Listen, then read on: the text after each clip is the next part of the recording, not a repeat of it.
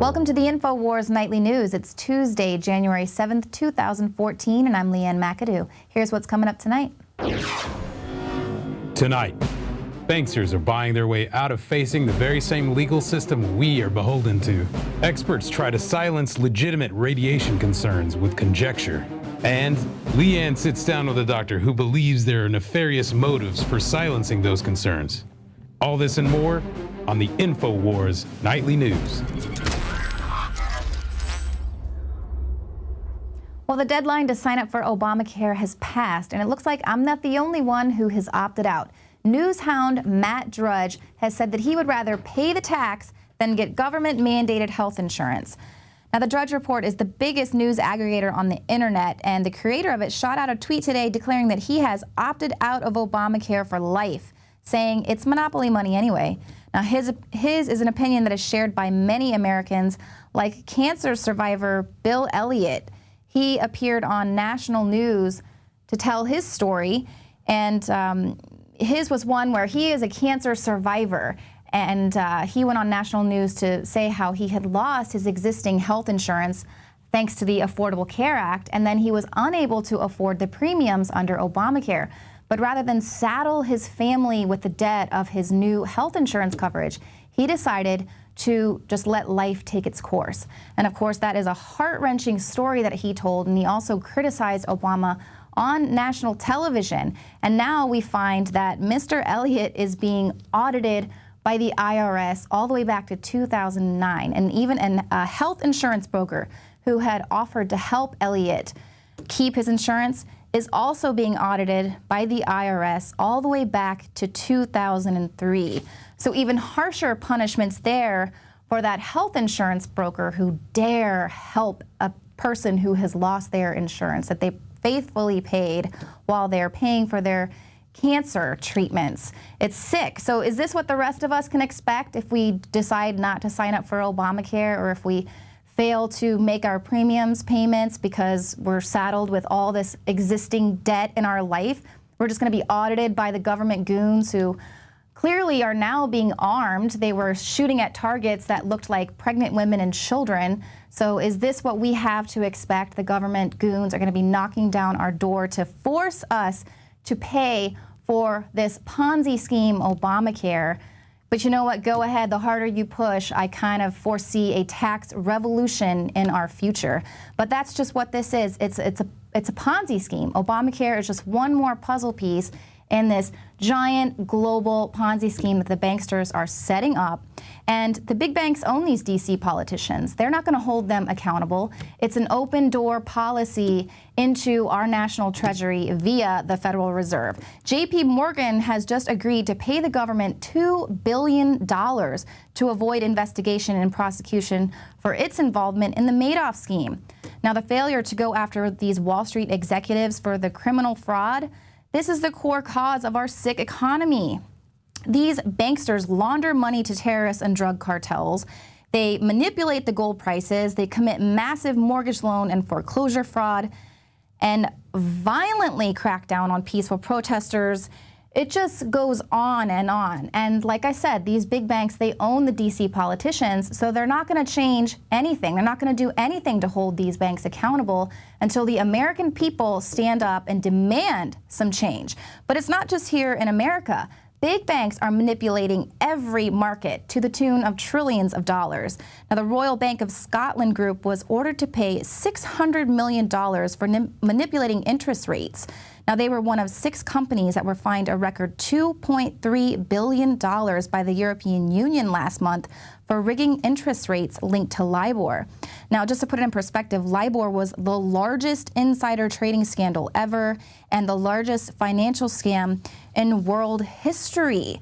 So these banksters are all over the place, causing this mayhem, robbing people everywhere and getting away with it.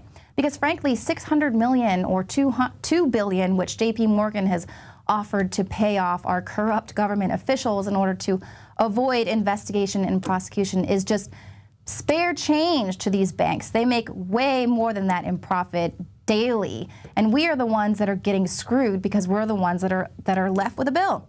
And I'm sick of it. And that is why we have got to fight back. We've got to exercise our rights. And one place where we really are winning is when it comes to exercising our Second Amendment right and the issue with gun control.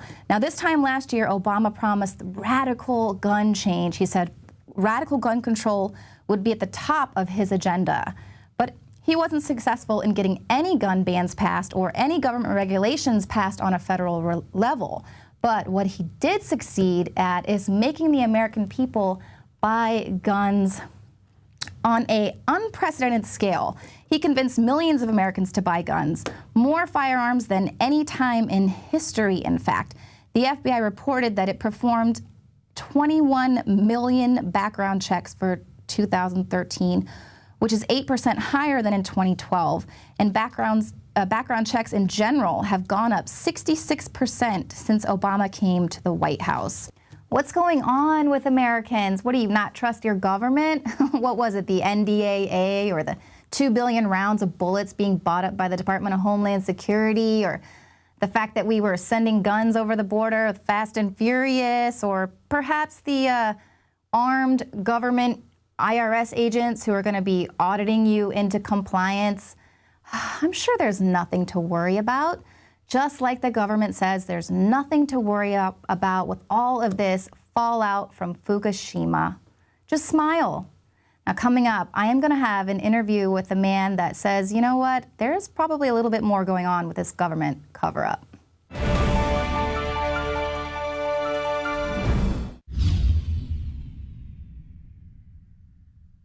Symbols are powerful, and the globalists have hijacked the symbols of America. They've turned them into their own symbols. Well, we are restoring the idea of the true republic, not the counterfeit globalist empire, by promoting the icon George Washington and others. That's why we're rolling out an 100% made in America line of incredible pro-liberty apparel. We are repopularizing liberty.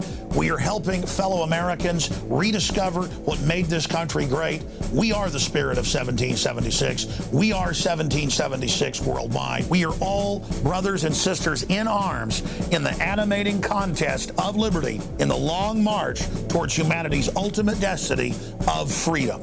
Visit madein1776.com today and vote with your dollars to promote truly made in America, high-quality products, and promote the ideals of liberty. Alex Jones here to tell you about how you can help spread liberty worldwide while also enjoying what I have found to be the best tasting 100% organic coffee on the planet. For more than a decade, my favorite coffee has come from the high mountains of southern Mexico, where the Chiapas farmers grow their unique shade-grown Arabica beans. We have now managed to secure these sought-after beans in a highly customized blend. Discover and try a bag of the Patriot Blend 100% organic coffee at InfoWarsLife.com. This coffee gives you a long, smooth pick-me-up for hours without the headaches and heartburn that so many other coffees give me personally. Hands down, this is my favorite coffee, and it's taken us years to secure connections directly to the Chiapas Mexican farmers. Drop by the site today, order a bag or two, and I don't think you're going to be disappointed. Available in original or with our Immune Support Infusion Blend. You will be supporting a free press, all the while enjoying a truly great-tasting cup of my favorite coffee. Available at InfoWarsLife.com.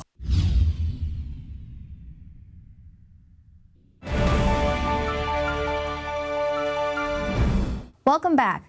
Well, I grew up watching The Simpsons, so that's about all I understand about nuclear radiation. Homer eats a donut and while simultaneously setting off a nuclear meltdown, which of course spawned a bunch of three-eyed fish in the lake.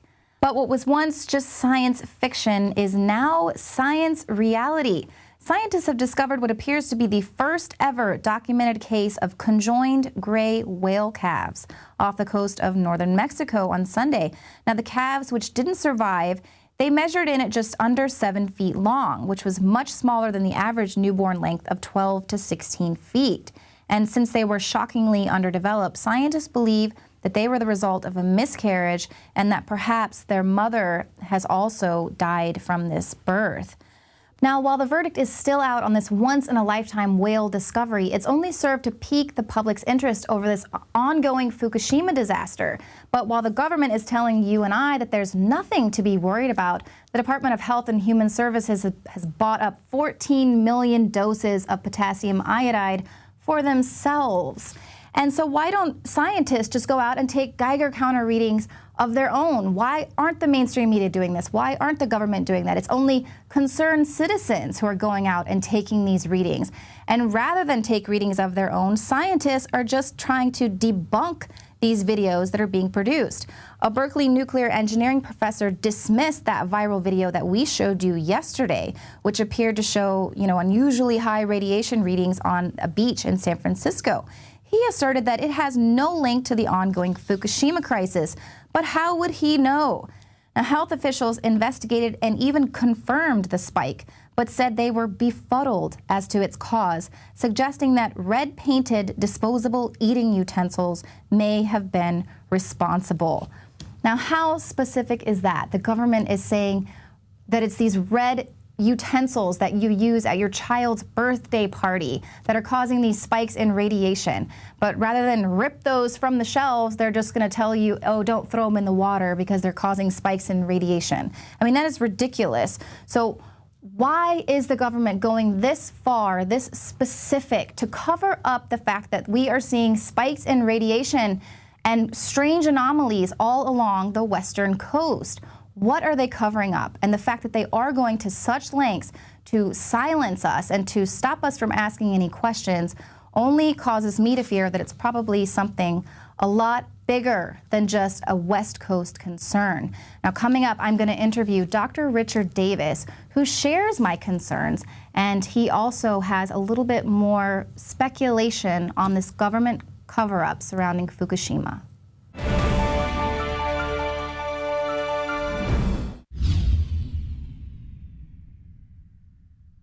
My friends, Alex Jones here to tell you about some of the most important information concerning you and your family's health. Radiation levels have more than doubled in the last 60 years in the Northern Hemisphere from all of the nuclear testing and radiological accidents. Radioactive contamination is now in most of the food supply. There's only two ways to avoid this. Move south of the equator or properly protect your thyroid with nascent iodine. Looking to protect my family, I've done deep research. Nascent iodine is the purest, cleanest, absolute best form of iodine to protect yourself and your family. It's made right here in the USA, completely non-GMO. I searched out the best quality and now have developed a double-strength form of nascent iodine, exclusively available at InfoWarsLife.com. Nascent iodine is on record as one of the only safe ways to detox from fluoride poisoning. Survival Shield Nascent Iodine. Secure your super high-quality nascent iodine today at InfoWarsLife.com. That's InfoWarsLife.com.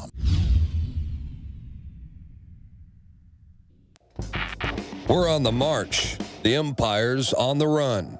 And the Infowars army is standing strong. Wake up your family, friends, and neighbors and break the matrix at InfoWarsStore.com. Learn the truth and spread the message of liberty with the world's most comprehensive collection of books and documentary films. Maintain a healthy metabolism and energize your body to perform at peak health with Survival Shield Nascent Iodine. Protect your family and be prepared with survival foods and emergency preparedness kits. And now you can drink safe water with your own ProPure water filtration system, which removes fluoride and other harmful chemicals from your family's water supply. Save 10% with the promo code WATER. So join the revolution. InfoWarsStore.com.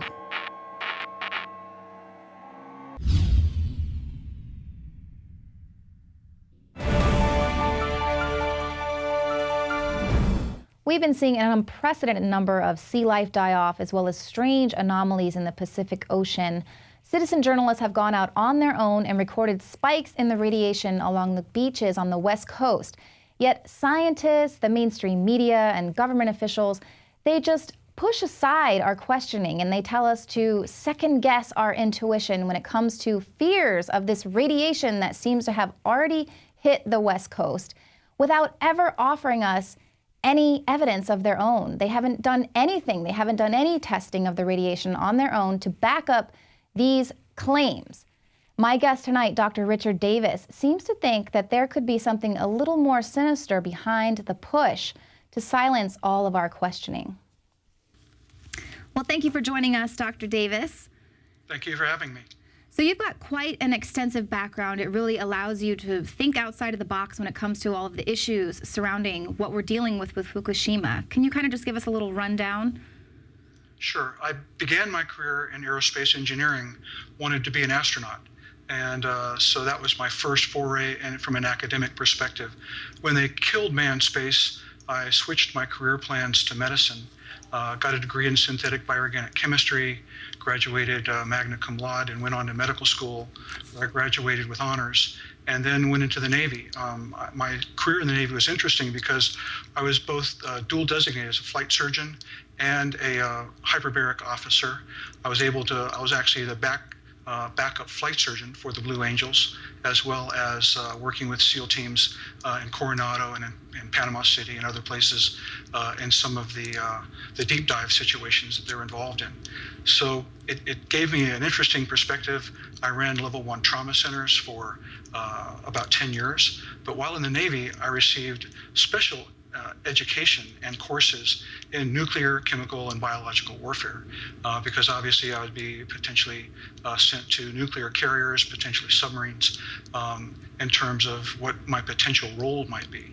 So I had an opportunity to learn a significant amount from a military perspective about these kinds of conditions, the health effects, and the things to look for with radiation poisoning and being able to do detection and other types of systems that the Navy had in place. So although I would not consider myself an expert, I certainly have some extensive training that maybe the average person hasn't had a chance to have in their lives. Well, with that in mind, what is your take on the 70 Navy sailors that are now suing TEPCO? They are experiencing the effects of radiation after working at Fukushima for just 4 days. Well, it's not surprising. I mean, you can imagine that immediately after the catastrophe, you would have the highest levels of radiation locally. They'd not have a chance to disperse into the groundwater. There was no cooling going on, and the facility would be at its very hottest at that point. I'm surprised that there was only 70 sailors involved.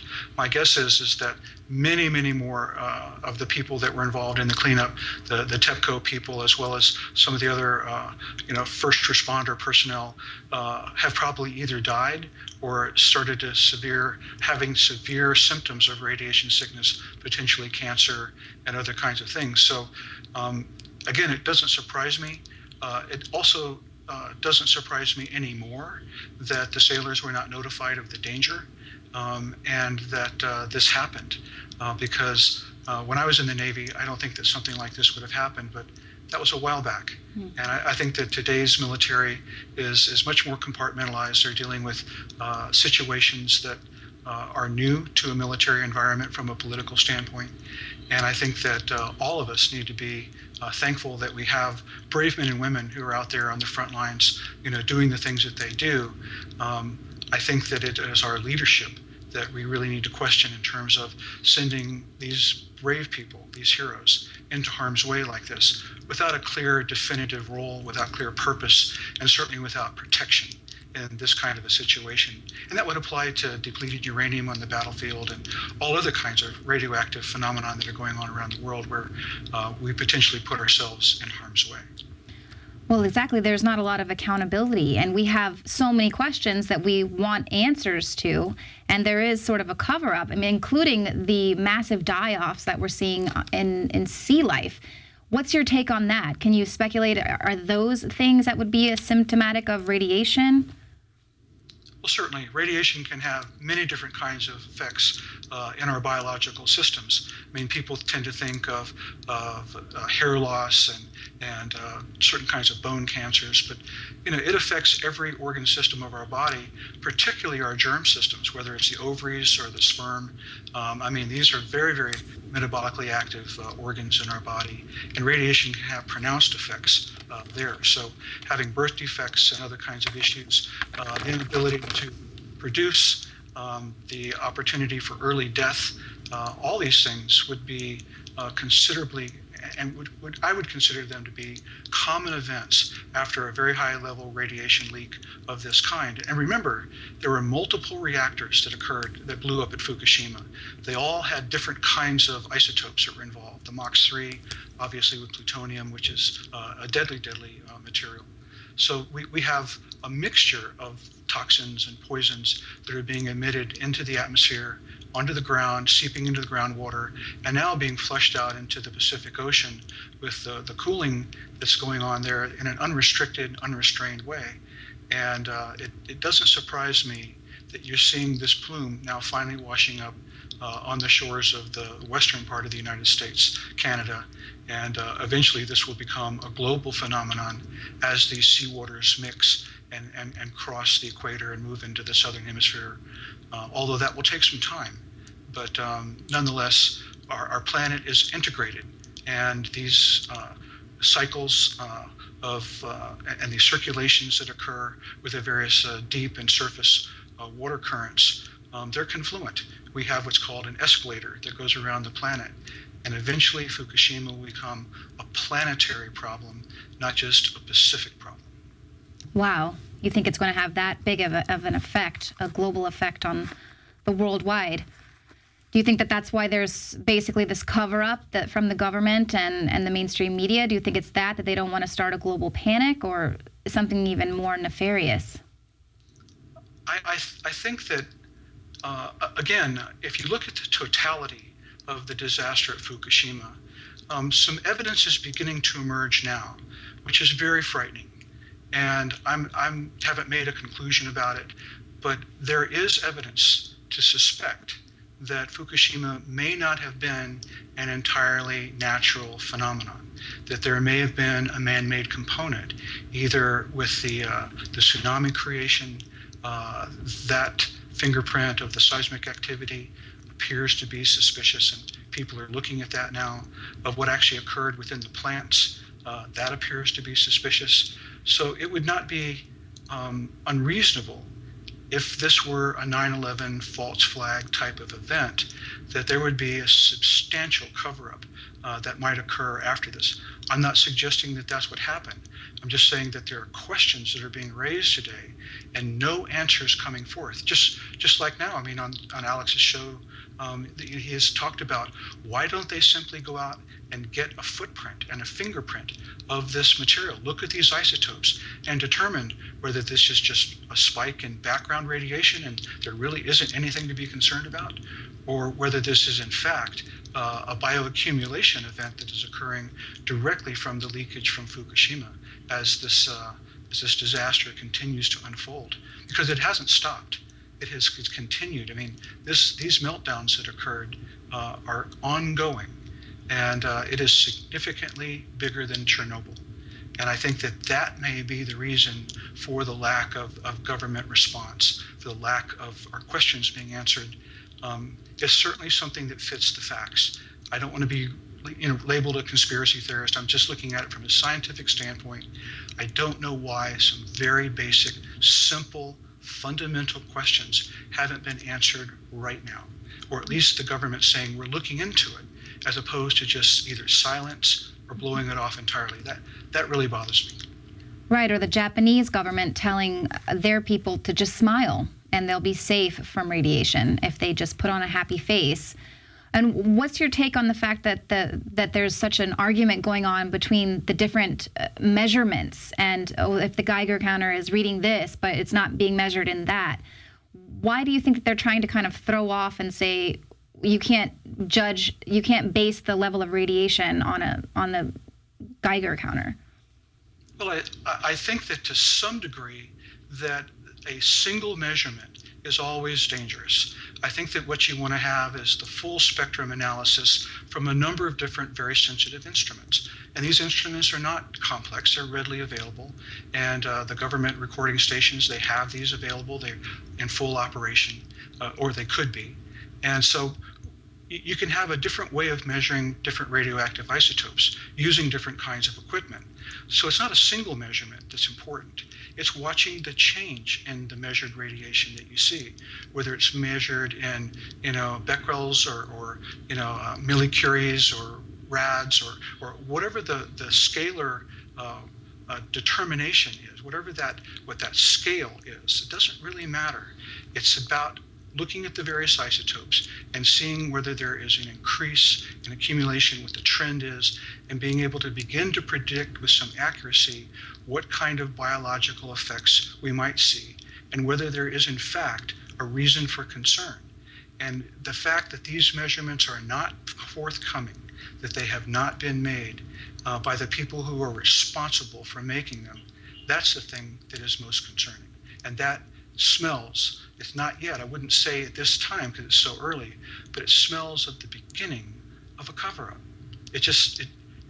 These are things that should be done immediately. They should have been tracking these measurements all across the Pacific, doing it on a regular basis to make these determinations and to track this material.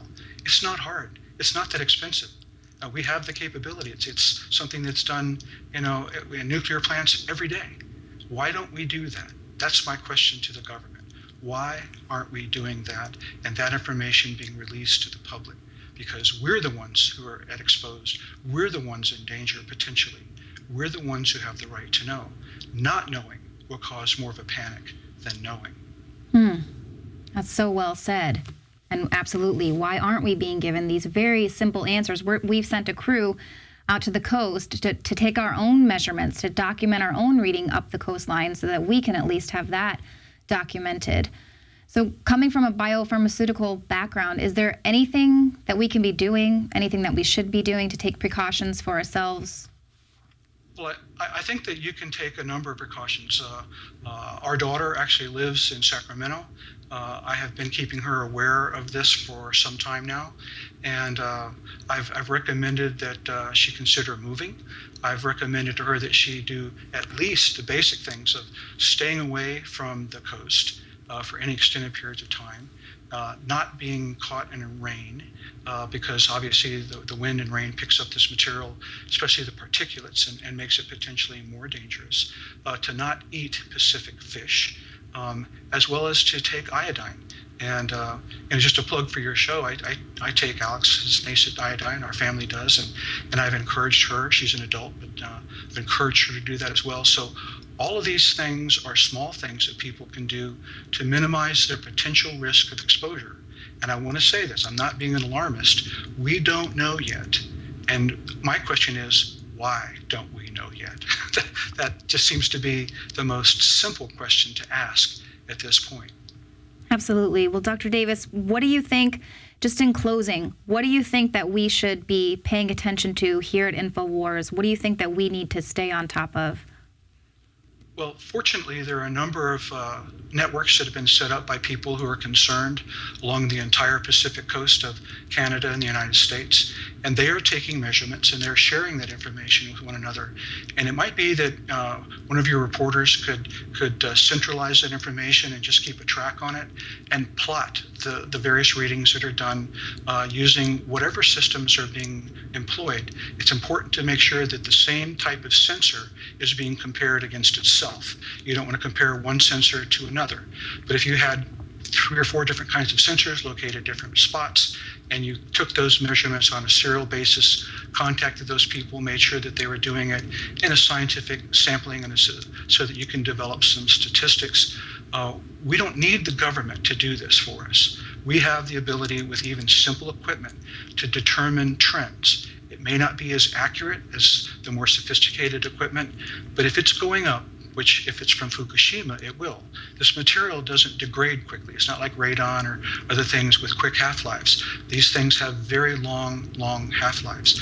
And so this material will bioaccumulate. It'll come in, it'll wash up on the beaches, it'll get in the soils, eventually it'll get in the water and the food, everything that happens along the west coast of the United States.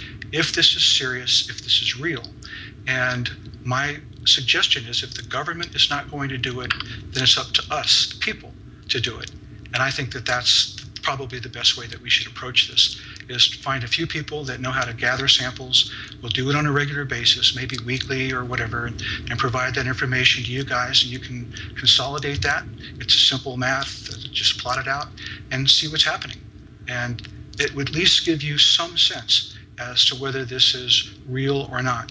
And if it looks like if it's becoming real, then people should really start to lean on their lords and masters to release the information and let us know for sure, one way or the other, and confirm what's being determined from non-official sources. Exactly. Well, thank you so much. You've definitely given us a lot of really good information here today, and we'd love to have you back on the show. Have a great day. Well, Dr. Davis certainly has some very interesting and valid points of view, and I certainly appreciate that while he speculates that this is more of a global issue, there is something that we can do to help counteract these effects, these negative effects of all this radiation from Fukushima. And we do offer a lot of those solutions at our Infowars store, and you're always going to find more stories on Fukushima and others like this that we did with Dr. Davis at Prison Planet TV. You'll have the Alex Jones Show, the nightly news, all of our special reports, as well as the movies and the rants. This goes back to about an 18-year catalog of content. You can get 5 months free when you sign up today. Thank you so much for supporting this transmission, and we will see you here again tomorrow night at 7 p.m. Central.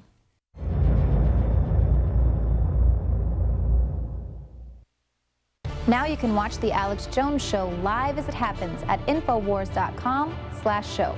You'll find links to all of our content there and a free 15-day trial for Prison Planet TV. More than 60 movies and documentaries all in one place at Infowars.com/show.